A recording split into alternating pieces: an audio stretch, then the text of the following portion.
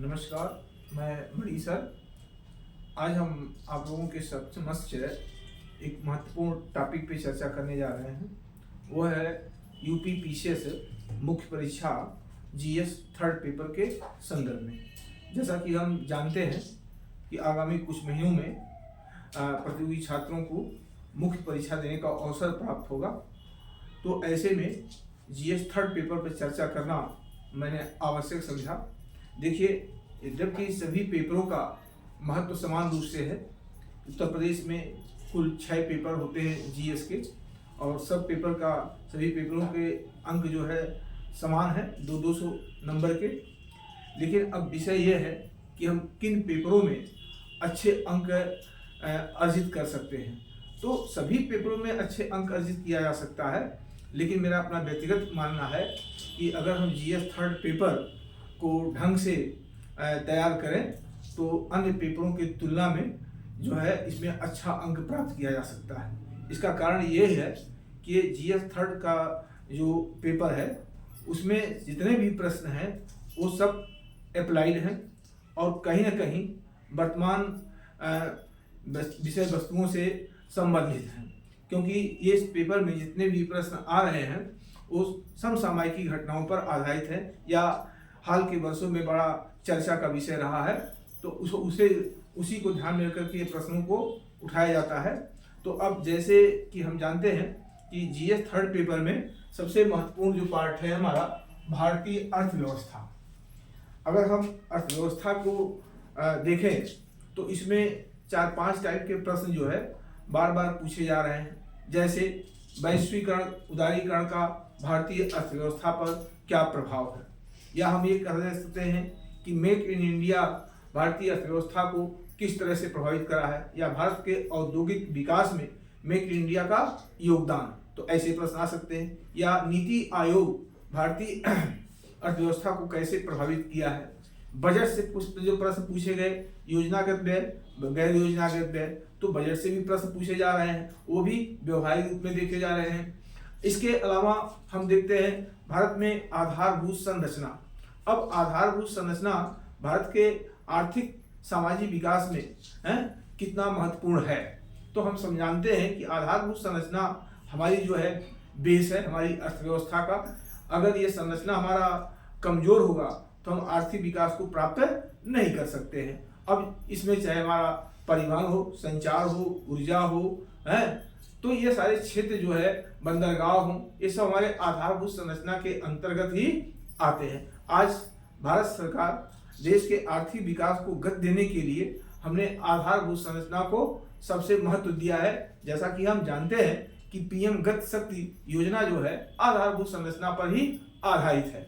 तो चाहे वो सागरमाला परियोजना हो भारतमाला परियोजना हो, चाहे बंदरगाहों का विकास हो, चाहे तटीय विकास हो, चाहे देश में इंफ्रास्ट्रक्चर के रूप में सुपर हाईवे हो, ग्रीन फील्ड हो, या हवाई पट्टियां हो, या जो भी देश में तेजी से विकसित किया जा रहा, इस उद्देश्य से, क्योंकि हम इससे एक साथ कई उद्देश्य की प्राप्ति कर सकते हैं। तो देश के अर्थव्यवस्था में चाहे भारत के आर्थिक विकास में उदारीकरण, वैश्वीकरण का प्रभाव हो, या भारत के आर्थिक विकास में आधारभूत संरचना का क्या योगदान है, या भारतीय अर्थव्यवस्था में मेक इन इंडिया का क्या प्रभाव है, तो ऐसे प्रश्न जो है अर्थव्यवस्था से पूछे जा रहे हैं। और इन सब प्रश्नों को बहुत ही हम संगत ढंग से अगर प्रस्तुत करें तो मुझे लगता है कि आप बहुत बेहतर अंक प्राप्त कर सकते हैं। जैसा कि हम देखते हैं कि काफ़ी बच्चे जो है 90, 95, 100, 115, 120, 125, 30 तक अंक प्राप्त कर लेते हैं, तो बेहतर समझते हैं। लेकिन मेरा मानना है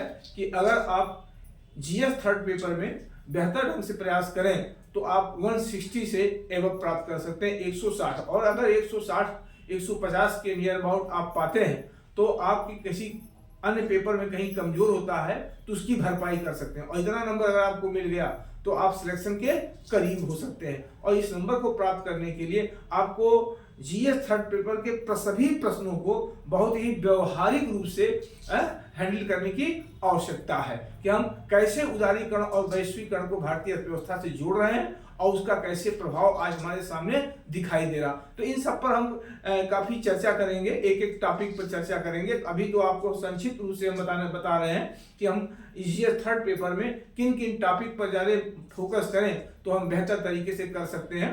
तो भारतीय अर्थव्यवस्था के जितने क्षेत्र हैं, विशेषकर आधारभूत संरचना को लेकर के, भारत के औद्योगिक विकास को लेकर, नीति आयोग को लेकर के, मेक इन इंडिया को लेकर के, ऐसे चीज़ों पर अगर आप फोकस करेंगे तो मुझे लगता है कि आप ज़्यादा, या भारत के अंतर्राष्ट्रीय व्यापार को लेकर के, विदेशी मुद्रा भंडार को लेकर के, इन सब चीज़ों पर आपके अगर विजन बेहतर है तो ऐसे प्रश्न आप हैंडल कर सकते हैं। दूसरा टॉपिक आता है हमारा कृषि।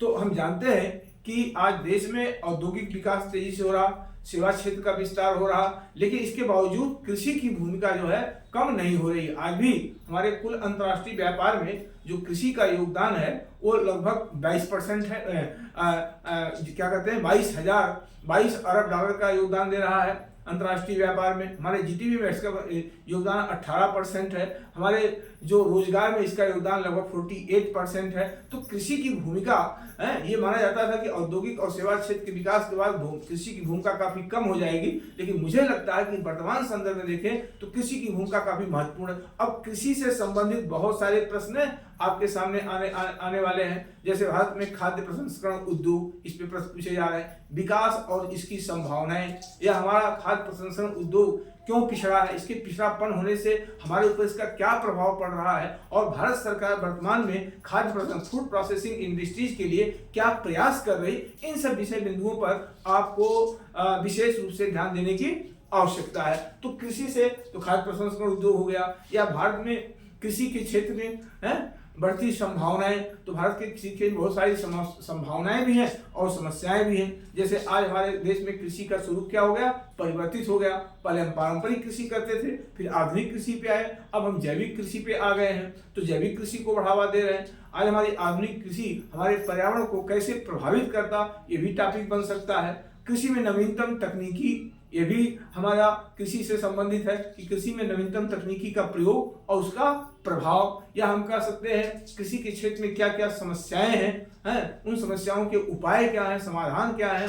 तो कृषि से जो है बहुत सारे प्रश्न बनते हैं, या मोटे अनाज का है भारत में संभावनाएं, तो कृषि के उत्पादकता की वृद्धि के लिए क्या उपाय करने चाहिए।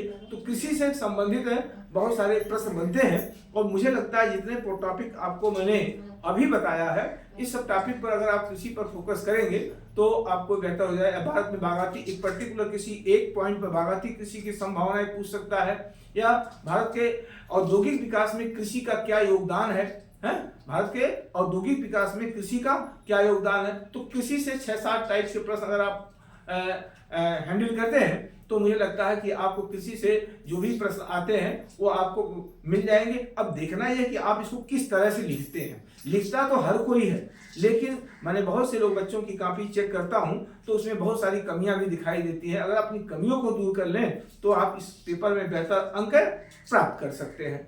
तीसरा पॉइंट हमारा है आंतरिक सुरक्षा। इससे लगभग मुझे लगता है 50 से 60 नंबर के प्रश्न जो है जीएस थर्ड पेपर में आंतरिक सुरक्षा से आता है, हर साल आता है। अब हमें आंतरिक सुरक्षा में क्या क्या ध्यान देने की आवश्यकता है, तो जानते हैं कि राष्ट्रीय सुरक्षा किसी भी राष्ट्र का प्रमुख विषय होता है, और राष्ट्रीय सुरक्षा का मूल निर्धारण जो होता है वो राष्ट्र के आंतरिक और बाह्य सुरक्षा के लिए, जितना हमारी सीमाओं की सुरक्षा महत्वपूर्ण होती है उतना ही हमारी आंतरिक सुरक्षा भी महत्वपूर्ण होती है। लेकिन देश का दुर्भाग्य क्या है कि स्वतंत्रता के पश्चात से ही लेकर के हमारी बाह्य और आंतरिक सुरक्षा समस्याएं लगातार जटिल नहीं। तो इस पर हमें फोकस करना है कि हमारी बाह्य सुरक्षा चुनौतियां किन किन रूपों में आज दिखाई दे रहे हैं, विद्यमान है, उसके लिए हमें क्या प्रयास करना चाहिए, क्या हो रहा है, और वर्तमान में जो है हमें आंतरिक सुरक्षा जो है कैसी कैसी चुनौतियां हैं। तो देखिए हमारी जो आंतरिक सुरक्षा चुनौतियां रही हैं वो 2 तरीके से रही हैं, एक पारंपरिक सुरक्षा चुनौतियां और एक गैर पारंपरिक सुरक्षा चुनौतियां। यहाँ गैर पारंपरिक सुरक्षा चुनौतियों का मतलब हमारा क्या रहा, नवीन सुरक्षा चुनौतियां, और पारंपरिक सुरक्षा जो स्वतंत्रता के बाद से कहीं न कहीं किसी किसी रूप में दिखाई दिया है, चाहे वो पूर्वोत्तर का उग्रवाद हो, अलगाववाद की सुरक्षा समस्या हो, कश्मीर की सुरक्षा समस्या हो, नक्सलवाद हो, उग्रवाद हो, माओवाद हो, आतंकवाद हो। अब ये समस्याएं काफी जटिल हैं हमारे देश में, यद्यपि वर्तमान में इन समस्याओं को काफी हद तक इसे हल करने में हमें सफलता प्राप्त हुई है, लेकिन अभी इस पर बहुत कुछ अभी बहुत कुछ करना बाकी है। तो इस टॉपिक पे चर्चा करना, जैसे नक्सलवाद एक समस्या, हाल के वर्षों में नक्सलवाद के हल करने की दिशा में किए गए प्रयास और उसका प्रभाव नक्सलवाद पर ही पूछ सकता है, या हम कह सकते हैं कि मणिपुर हिंसा कारण है और उसका प्रभाव, तो मणिपुर के पर्टिकुलर मणिपुर पूछ सकता है। ये पूर्वोत्तर में जो अलगाववाद है, उग्रवाद है, विपल्लो जिससे हम कहते हैं, वो जो विपल्लो है उस विपल्लो को समाप्त करने की दिशा में क्या प्रयास किए गए और आज पूर्वोत्तर में शांति, स्थिरता, सुरक्षा किस तरह से आगे बढ़ गई है। तो ये सब टॉपिक, चाहे वो विपल्लो का प्रश्न हो उसको किस रूप में देखते हैं, पूर्वोत्तर के संदर्भ में देखते हैं, चाहे नक्सलवाद का हो, चाहे आतंकवाद का हो। अब आतंकवाद एक वैश्विक समस्या है, जो भारत की समस्या नहीं, लेकिन भारत में आतंकवाद कैसे कैसे पनपा और आतंकवाद से हमें लड़ने के लिए क्या क्या तरीके अपनाना पड़ा, फिर आज आतंकवाद का स्वरूप कितना सामने भयावह है और क्या हमारे सामने चुनौतियां हैं, हम हाल के वर्षों में आतंकवाद को नियंत्रित करने के लिए क्या प्रयास किए हैं, ये सारे मैटर आतंकवाद से जुड़ा हुआ है। तो चाहे वो आतंकवाद पे कोई प्रश्न आपका बन सकता है, वो नक्सलवाद पे बन सकता है, वो कश्मीर पे बन सकता है, पूर्वोत्तर पे बन सकता है, आंतरिक सुरक्षा में, या अभी हम कह सकते हैं कि आतंकवाद और संगठित अपराध भारत की आंतरिक सुरक्षा के लिए एक प्रमुख चुनौती है, या हम कह सकते हैं आतंकवाद और संगठित अपराध के अंतर संबंध को स्थापित करिए हैं और कैसे भारत के आंतरिक सुरक्षा को क्या कर रहा, प्रभावित कर रहा। या ये हो सकता है कि देश में सांप्रदायिकता, जातीयता, धार्मिक कट्टरता, रूढ़वादिता, क्षेत्रवाद, जातिवाद, ऐसी जो घटनाएं लगातार देखने को मिल रही हैं, ये हमारे आंतरिक सुरक्षा को एक गंभीर खतरा पैदा कर रहा। तो इस संदर्भ में भी प्रश्न बन सकता है आंतरिक सुरक्षा को लेकर के। तो आंतरिक सुरक्षा के संदर्भ में बहुत सारे टॉपिक हैं और अगर हर टॉपिक पर एक बेहतर तरीके से कॉन्सेप्ट अपने मस्तिष्क में बना ले और उसको लिख के अभ्यास करें तो मुझे लगता है इसमें आप अच्छे अंक प्राप्त कर सकते हैं। तो चाहे वो पारंपरिक सुरक्षा हो चाहे वो गैर पारंपरिक सुरक्षा, जो स्वतंत्रता के बाद की सुरक्षा समस्याएं वो पारंपरिक सुरक्षा समस्याएं, जो हाल के वर्षों में उत्पन्न हुई हैं वो जो है नवीन सुरक्षा चुनौतियों के रूप में देखी जा रही है। संगठित अपराध है हमारी नवीन सुरक्षा चुनौती, घुसपैठ कैसे हमारी आंतरिक सुरक्षा के लिए एक गंभीर खतरा बनता जा रहा। तो घुसपैठ आजकल चर्चा का विषय है, देश में बड़ी संख्या में घुसपैठिए आकर के बस गए हैं और उनको निकालने के प्रयास भी किए जा रहे हैं। तो अब घुसपैठ पर एक बड़ा अच्छा प्रश्न आपका आगामी आने वाला है, तो आप घुसपैठ पर एक अच्छे टॉपिक है आपका और इस पर आप मानसिक रूप से बेहतर करने का प्रयास करें। तो आंतरिक सुरक्षा से बहुत सारे प्रश्न बन सकते हैं, चाहे वो घुसपैठ को लेकर के हो, चाहे हमारे देश के अंदर व्यापक भ्रष्टाचार हो, वो भी आंतरिक सुरक्षा है। जो तमाम बाह्य हस्तक्षेप, अब जैसे बहुत बढ़िया प्रश्न जो आज का सबसे ज्वलंत प्रश्न है आज के समय का, वो है कि विदेशी ताकतों का भारत पे बढ़ता हस्तक्षेप, या विदेशी ताकतों के हस्तक्षेप से भारत की आंतरिक सुरक्षा चुनौतियां। तो ऐसे प्रश्न आपके सामने आ सकते हैं क्योंकि विदेशी ताकतों के संदर्भ में कई आर्टिकल भी आ चुके हैं, काफी डिबेट हो चुका है, काफी चर्चा का विषय रहा है। तो मुझे लगता है ये प्रश्न 2024 के मुख्य परीक्षा में कहीं न कहीं आना चाहिए। या पड़ोसी देशों में बांग्लादेश में उत्पन्न अस्थिरता भारत की इंटरनल सिक्योरिटी के लिए कहां तक प्रभावित करती दिखाई दे रही है, तो इस पे भी प्रश्न बन सकते हैं। तो आंतरिक सुरक्षा के आयाम काफी व्यापक हैं और इसे हमें व्यापक रूप से ध्यान देने की आवश्यकता है। इसके बाद हमारा टॉपिक आता है भारत में प्राकृतिक आपदा एवं आपदा प्रबंधन। तो हम जानते हैं कि आपदाएं जो होती हैं वह आकस्मिक घटना है जिसका हम पूर्वानुमान नहीं लगा सकते हैं। अब ये आपदा जो है दो रूपों में होती है, एक प्राकृतिक आपदा और एक मानव जनित आपदा। आज हम अगर देखें तो मानव जनित आपदा हमारे सामने कुछ ज्यादा ही गंभीर होता दिखाई दे रहा। प्राकृतिक आपदा तो है ही, लेकिन मानव जनित आपदाएं, तो हम पहले प्राकृतिक आपदा को समझाएंगे। भारत में प्राकृतिक आपदा तो प्रकृति परिशक्तियों के द्वारा होता है और भारत विश्व का तीसरा सबसे बड़ा आपदाग्रस्त राष्ट्र है। उसका कारण क्या है? भारत की विशिष्ट भौगोलिक स्थिति, इसका आकार, इसकी जलवायु, इसकी उच्चावच। तो भौगोलिक कारण भी आपदाओं के स्वरूप को बढ़ा दे रहे हैं और कहीं कहीं कुछ मानवीय कारण भी प्राकृतिक आपदा की प्रबलता को बढ़ा रहे हैं।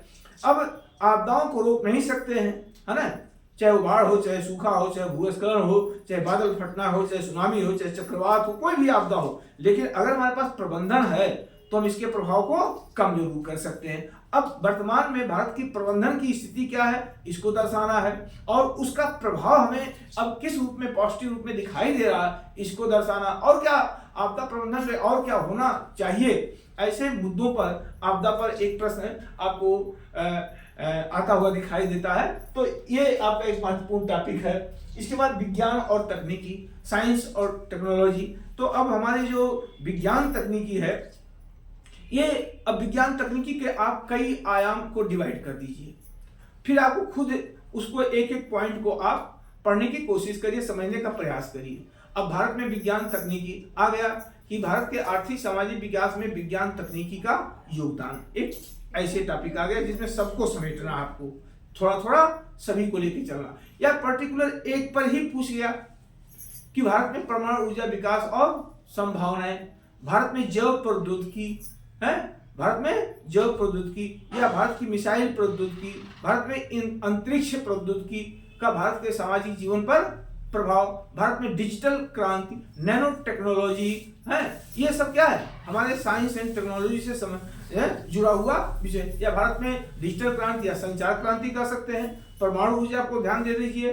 बायोटेक्नोलॉजी पे ध्यान दे दीजिए, आप अपने मिसाइल कार्यक्रम को है, स्पेस टेक्नोलॉजी, ये 5-7 क्षेत्र ऐसे हैं जिससे हर बार कहीं ना कहीं प्रश्न पूछे जा रहे हैं। तो आप space technology, missile technology, atomic technology है, बायोटेक्नोलॉजी, ये जितने टेक्नोलॉजी है, या अन्य क्षेत्र जो है नैनो टेक्नोलॉजी, इन 5-7 को प्रश्नों को आप बढ़िया से तैयार कर लीजिए तो मुझे लगता है साइंस एंड टेक्नोलॉजी से एक प्रश्न मिल सकता है। अब एक बहुत महत्वपूर्ण है ऊर्जा एनर्जी। तो भारत में ऊर्जा के कहते हैं कि प्रति व्यक्ति ऊर्जा का उपभोग किसी भी राष्ट्र के विकास का सूचक है। आज भारत विश्व का तीसरा सबसे बड़ा ऊर्जा उपभोक्ता राष्ट्र है। तो इससे लगता है कि कहीं कहीं भारत के आर्थिक विकास का पहिया तेजी से आगे बढ़ रहा है। इसके अभाव में हम विकास की कल्पना नहीं कर सकते।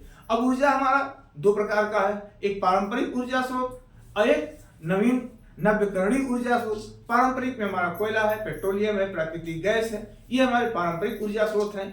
अब ये जो पारंपरिक ऊर्जा स्रोत है, तो पेट्रोलियम और गैस इसकी मात्रा हमारे देश में कम है। कोयला भारी पदार्थ है, ऊर्जा की मांग पूरे देश में है, कोयला कुछ एक सीमित क्षेत्रों में है। इसके चलते कहीं कहीं देश के किसी भागों में ऊर्जा संकट बना रहता है। तो इससे निपटने के लिए हमें क्या प्रयास करना चाहिए? तो आज हम पारंपरिक ऊर्जा के साथ साथ हम पर्यावरण के अनुकूल सतत विकास के कॉन्सेप्ट पर हम नव्यकरणीय ऊर्जा को बढ़ावा दे रहे हैं। अब नव्यकरणीय ऊर्जा के लिए भारत में सभी विशेष परिस्थितियां हैं, क्योंकि नव्यकरणीय ऊर्जा के लिए भौगोलिक कारक बहुत महत्वपूर्ण होते हैं। आज भारत उष्णकटिबंधीय जलवायु है, तभी हम सोलर एनर्जी में इतना तेजी से आगे बढ़ रहे हैं। अगर हम नॉर्वे की तरह होते तो हमारे यहाँ सोलर एनर्जी कदाप नहीं होता। तो आज चाहे सौर ऊर्जा हो, पवन ऊर्जा हो, लंबी तटीय रेखा है तो पवन ऊर्जा की संभावनाएं हैं। भारत के ऐसे कई क्षेत्र हैं जहां पर जियोथर्मल एनर्जी को प्राप्त कर सकते हैं। भारत एक कृषि प्रधान अर्थव्यवस्था वाला राष्ट्र है। कृषि के अवशिष्ट पदार्थों से हम बायोगैस, बायोमास है, बायोडीजल, इन सब का उत्पादन करके ऊर्जा स्रोतों को बढ़ा सकते हैं। आज भारत विश्व का एक प्रमुख एथनॉल उत्पादक देशों के रूप में उभर रहा है। क्योंकि एथनॉल हमें किससे प्राप्त होता है? गन्ने से। भारत गन्ने के उत्पादन में विश्व का प्रमुख राष्ट्र है। तो जो नव्यकरणीय ऊर्जा है, अब नव्यकरणीय ऊर्जा के विकास हमने 1970 के दशक से शुरू किया, 1970 से फिर इसको आगे बढ़ाने का प्रयास किया। लेकिन मुझे जो लगता है कि उदारीकरण के बाद जब भारत में पूंजी और तकनीकी का प्रभाव बढ़ा तो नव्यकरणीय स्रोतों को ज्यादा बढ़ावा दिया। ये चूंकि ये पर्यावरण के अनुकूल है, हमें अंतर्राष्ट्रीय समझौते का भी पालन करना है, हमें पेरिस समझौते का पालन करना है, ग्लासगो के लक्ष्य को पूरा करना है, तो निसंदेह नव्यकरणीय ऊर्जा को हमें बढ़ावा देना होगा। और वर्तमान में नव्यकरणीय ऊर्जा के दिशा में हम क्या प्रयास करते हैं? जैसे भी आ गया प्रधानमंत्री सूर्योदय योजना क्या है? यह प्रधानमंत्री सूर्योदय योजना एक महत्वपूर्ण कदम है। अब इसके बारे में आपको पूरा कॉन्सेप्ट आपका क्लियर होना चाहिए। इससे ये हम जो विकास कर रहे हैं, इसके विकास से क्या क्या प्रभाव हमारे समाज को पड़ सकता है, या रोजगार पे क्या पड़ सकता है, रोज के लोगों की अर्थव्यवस्था पे क्या पड़ सकता है, पर्यावरण पे क्या पड़ सकता है। तो ऊर्जा का जो टॉपिक है, पारंपरिक ऊर्जा और गैर पारंपरिक, इसको तैयार कर लेंगे। एक प्रश्न आपको यहाँ से होगा, लेकिन देखिए लिखता कोई है, लिखते सभी लोग हैं, लेकिन हमें जो लिखना है वो अच्छे अंक प्राप्त करने की इच्छा से लिखना, और अच्छा अंक तभी प्राप्त करेंगे जब इन सब टॉपिक पर आप बहुत ही व्यवहारिक और बहुत ही तर्क संगत और बहुत ही नवीनतम घटनाओं को लेकर के आप इन पर अपना राय व्यक्त करेंगे। तो मुझे लगता है कि ऊर्जा का क्षेत्र इतने तैयार कर लेंगे। फिर परमाणु ऊर्जा आता है। अब देखिए, जो परमाणु ऊर्जा है, ये ऐसे समझिए, ये जो ऊर्जा है ये राष्ट्र की सुरक्षा और विकास दोनों के लिए समान रूप से महत्वपूर्ण है। अगर हम परमाणु ऊर्जा का प्रयोग परमाणु हथियारों के रूप में करते हैं तो देश की सुरक्षा और संप्रभुता को सुनिश्चित करने में सफल हो सकते हैं, और अगर इस ऊर्जा का विकास हम विकासात्मक कार्यों के लिए करते हैं, विद्युत के लिए करते हैं, कृषि में करते हैं, चिकित्सा के क्षेत्र में करते हैं, तो रचनात्मक कार्यों को भी बढ़ावा मिलेगा। संयोग ये है कि आज भारत परमाणु ऊर्जा के क्षेत्र में लगातार आत्मनिर्भरता की तरफ बढ़ रहा है। अब जो पहले हमारे पास रॉ मटेरियल नहीं होते थे, आज हम कई देशों से असैन्य परमाणु समझौता करके रॉ मटेरियल भी प्राप्त कर ले, पूंजी भी हमारे पास है, तकनीकी भी है, रिएक्टर की डिजाइनिंग क्षमता है। अगर हम इस ऊर्जा को बढ़ावा देंगे तो अपने देश में विभिन्न भागों में ऊर्जा की असमानता या उसकी जो समस्याएं हैं उसे हम हल कर सकते हैं। तो परमाणु ऊर्जा हमारे लिए एक वरदान है, और भारत परमाणु ऊर्जा के क्षेत्र में लगातार अपने कदम को आगे बढ़ा। यद्यपि भारत के कुल विद्युत उत्पादन में इसका योगदान बहुत कम है, 2% के आसपास है, नियर अबाउट है, लेकिन फिर भी ये महत्वपूर्ण है। ये उन क्षेत्रों के लिए महत्वपूर्ण है जहां पर ऊर्जा के अन्य स्रोत नहीं है, जो ऐसे राज्य जो कोयला से, जो जल विद्युत से दूर है। अगर वहां पर हम इन चीजों को पूरा करेंगे तो निश्चित उस राज्य में विद्युत की आवश्यकताएं पूर्ति होंगी और राज्य के आर्थिक विकास को गति मिलेगा। तो ये सब टॉपिक है, तो इतने टॉपिक आपको तैयार करने हैं, और ये बहुत ही इस सब टॉपिक को आप अगर बढ़िया से तैयार करते हैं तो काफी बेहतर अंक प्राप्त कर सकते हैं। मेरा अपना मानना, जो अपना अनुभव है, कि आप अगर ढंग से लिखेंगे तो ये इसमें 150 से अधिक अंक, 160 अंक आप प्राप्त कर सकते हैं। लेकिन ये तभी जब इन सभी टॉपिक पर आपका कंसेप्ट क्लियर हो। ये ऐसा ना हो कि आप रट करके जा रहे हैं, आपका खुद की सोच या प्रश्नों को बहुत व्यवहारिक पक्ष रखने का तरीका आपके पास नहीं है, तो आप इसे बेहतर नहीं कर सकते। तो आज का केवल हमारा संक्षिप्त यही था कि हम इन जीएस थर्ड पेपर को बैच स्टार्ट करने जा रहे हैं, ऑफलाइन पेपर। 2-3 दिन का आपके पास डेमो क्लास है, आप उस डेमो क्लास को देख सकते हैं, और हमारा प्रयास होगा कि हम ऑनलाइन पर भी ऐसे मुद्दों को हम प्रतिदिन कुछ न कुछ लाके आपके सामने रखें, ताकि आपको अधिक से अधिक का लाभ प्राप्त हो सके। और अब जो हमारा चर्चा का विषय होगा वो एक टॉपिक पर होगा। तो जो हमारा अगला नेक्स्ट वीडियो होगा वो इंटरनल सिक्योरिटी पर होगा, और इंटरनल सिक्योरिटी के जितने इशू हैं, जितने मुद्दे हैं, उन सभी मुद्दों पर एक गहन विमर्श होगा, चर्चा होगी, और जिससे आपको अधिक से अधिक लाभ प्राप्त हो सके। जय हिंद।